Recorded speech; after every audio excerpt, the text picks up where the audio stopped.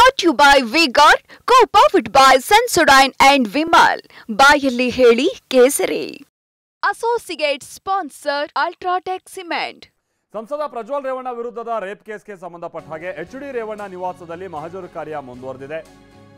ಕಳೆದ 2 ಗಂಟೆಯಿಂದಲೂ ಕೂಡ ನಿರಂತರವಾಗಿ ಸ್ಥಳ ಮಹಜರನ್ನ ಎಸ್ಐಟಿ ಅಧಿಕಾರಿಗಳು ನಡೆಸ್ತಾ ಇದ್ದಾರೆ. ಆ ಕಾರ್ಯ ಮುಂದುವರೆದಿದೆ. ಮತ್ತೆ ಸಂತ್ರಸ್ತೆ ಕೊಟ್ಟಂತ ಸ್ಟೇಟ್ಮೆಂಟ್ ಸಿಆರ್ಪಿಸಿ ಸೆಕ್ಷನ್ 164 ಅಡಿ ಅದರ ಜೊತೆಗೆ ಆ ಸಂತ್ರಸ್ತೆಯನ್ನ ಕೂಡ ಈಗ ಕರ್ಕೊಂಡು ಹೋಗಲಾಗಿದೆ. ಆಕೆಯ ಸಮ್ಮುಖದಲ್ಲೇ ದೂರಿಗೆ ಸಂಬಂಧಪಟ್ಟ ಹಾಗಿನ ಮಾಹಿತಿಯನ್ನ ಸಂಗ್ರಹ ಮಾಡ್ತಾ ಇದ್ದಾರೆ. ಸಂತ್ರಸ್ತೆಯಿಂದ ಮಾಹಿತಿಯನ್ನ ಸಂಗ್ರಹಿಸ್ತಾ ಜೊತೆಗೆ ಸ್ಥಳ ಮಹಜರು ಕಾರ್ಯ ಕೂಡ ನಡೀತಾ ಇದೆ. ಕೃತ್ಯ ನಡೆದಂತ ಸ್ಥಳದಲ್ಲಿ ಸಂತ್ರಸ್ತೆಯ ಹೇಳಿಕೆಯನ್ನ ವಿಡಿಯೋ ರೆಕಾರ್ಡ್ ಮಾಡ್ಕೊಳ್ಳಲಾಗುತ್ತೆ. ಮಹಿಳೆ ಹೇಳಿಕೆಯನ್ನ ವಿಡಿಯೋ ರೆಕಾರ್ಡ್ ಮಾಡ್ಕೊಳ್ತಾರೆ ಎಸ್ಐಟಿ. ಆಮೇಲೆ ಏನಾದರೂ ಮೆಟೀರಿಯಲ್ ಸಾಕ್ಷ್ಯಗಳು, ಆಮೇಲೆ ಲೈವ್ ಹಾಗೆ ಡಿಜಿಟಲ್ ಸಾಕ್ಷ್ಯಗಳು ಏನಾದರೂ ಅಲ್ಲಿ ಸಿಕ್ಕಿದ್ರೆ ಅಂಥವನ್ನು ಕೂಡ ಕಲೆ ಹಾಕುವಂತ ಕಾರ್ಯ ನಡೀತಾ ಇದೆ. ಇದರ ಜೊತೆಗೇನೆ ತೋರಿಕೆಗೆ ಮಾತ್ರ ಅಧಿಕಾರಿಗಳು ಮಹಜರು ಮಾಡ್ತಾ ಇದ್ದಾರೆ. ರೇವಣ್ಣ ಅವರಿಗೆ ಎಲ್ಲಾ ರೀತಿಯಲ್ಲೂ ಅನ್ಯಾಯ ಆಗ್ತಾ ಇದೆ ಅಂತ ಬೆಂಗಳೂರಿನಲ್ಲಿ ರೇವಣ್ಣ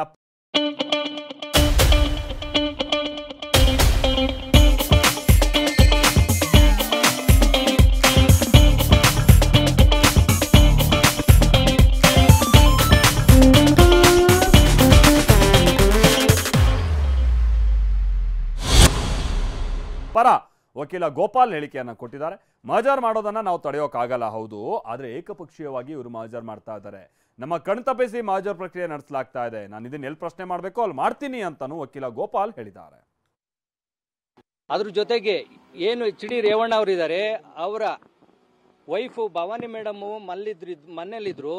ಅವರ ಆರೋಗ್ಯ ಸಮಸ್ಯೆಯಿಂದ ಅವರಿಗೆ ಈಗಾಗಲೇ ನಿಮ್ಗೆಲ್ಲ ಗೊತ್ತಿದೆ, ಮಂಡಿ ಆಪರೇಷನ್ ಆಗಿರೋದ್ರಿಂದ ಮಹಜರ್ ಪ್ರಕ್ರಿಯೆಯಲ್ಲಿ ಭಾಗವಹಿಸಿ ಅವ್ರಿಗೆ ಸ್ಪಂದಿಸಕ್ಕಾಗಲ್ಲ ಅನ್ನೋ ದೃಷ್ಟಿಯಿಂದ ಆ ಒಂದು ಮಹಜರ್ ಪ್ರಕ್ರಿಯೆಗೆ ನನಗೆ ಆಥರೈಸ್ ಮಾಡಿ ಆ ಮಹಜರ್ ಪ್ರಕ್ರಿಯೆ ನಡೆಯೋಕ್ಕೋಸ್ಕರ ಎಲ್ಲ ಸಹಕಾರಗಳನ್ನು ನೀಡಬೇಕು ಅಂತ ನನಗೆ ಮಹಜರ್ ಪ್ರಕ್ರಿಯೆ ಮಾಡೋಕ್ಕೋಸ್ಕರ ನನಗೆ ಆಥರೈಸನ್ನು ಕೊಟ್ಟಿದ್ರು ಭವಾನಿ ಮೇಡಮ್ ಅವರು. ಈಗ ಸಂಬಂಧಪಟ್ಟಂತೆ SLT ಅವರು 4/5/2024 ಮೊನ್ನೆ ಒಳನೇಶ್ವರದ ಮನೆಗೆ ಬಂದ ಸಂದರ್ಭದಲ್ಲಿ ನನಗೆ ಆಥರೈಸ್ ಮಾಡಲಾಗಿ ನಾನು ಅವರ ಮಹಜರ್ ನೋಟಿಸನ್ನು ನಾನು ರಿಸೀವ್ ಮಾಡ್ಕೊಂಡಿದ್ದೀನಿ. ಅದಲ್ಲದೆ ಅವರಿಗೆ ಮಹಜರ್ ಪ್ರಕ್ರಿಯೆಗೆ ಸಂಬಂಧಪಟ್ಟಂತೆ ನಾನು ಏನೆಲ್ಲ ಸಹಕಾರ ಮಾಡಬೇಕು, ಅವರು ಮನೆಯವರು ಹೆಂಗೆ ಸಹಕಾರ ಕೊಡಬೇಕಾಗಿತ್ತು ಅದೇ ರೀತಿ ನಾನು ಮಹಜರ್ ಪ್ರಕ್ರಿಯೆಗೆ ಸಹಕಾರ ನೀಡಿದ್ದೆ. ಅದೇ ರೀತಿ ಆವತ್ತು ಮಹಜರ್ ಪ್ರಕ್ರಿಯೆ ಮುಗಿದ ಮೇಲೆ ಅವತ್ತು ನನಗೆ ನೋಟಿಸ್ ಕೊಟ್ಟರು. 6ನೇ ತಾರೀಕು 5ನೇ ತಿಂಗಳು 6ನೇ ತಾರೀಕಲ್ಲಿ, ಅಂದರೆ ಈ ದಿನ. ಅದ್ರ ಜೊತೆಗೆ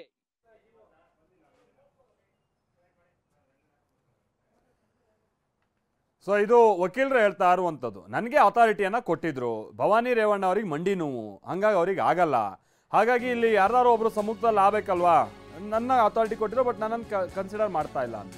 ಆಮೇಲೆ ನೋಡಿ, ಈ ಪ್ರಕರಣಕ್ಕೆ ಸಂಬಂಧಪಟ್ಟಂಗೆ ರೇವಣ್ಣ ಅವರ ನಿವಾಸಕ್ಕೆ JDS ನಿಯೋಗ ಒಂದು ಭೇಟಿ ಕೊಟ್ಟಿದೆ. ಹೊಳೆ ನರಸೀಪುರದ ರೇವಣ್ಣ ಅವರ ನಿವಾಸಕ್ಕೆ JDS ನಿಯೋಗ ಒಂದು ಭೇಟಿ ಕೊಟ್ಟು ಭವಾನಿ ರೇವಣ್ಣ ಅವರಿಗೆ ಧೈರ್ಯ ತುಂಬಿದಾರಂತೆ ನಾಯಕರುಗಳು. ಕೇಸ್ ಬಳಿಕ ಮನೆಯಿಂದ ಭವಾನಿ ರೇವಣ್ಣ ಕೂಡ ಹೊರಗೆ ಬಂದಿಲ್ಲ.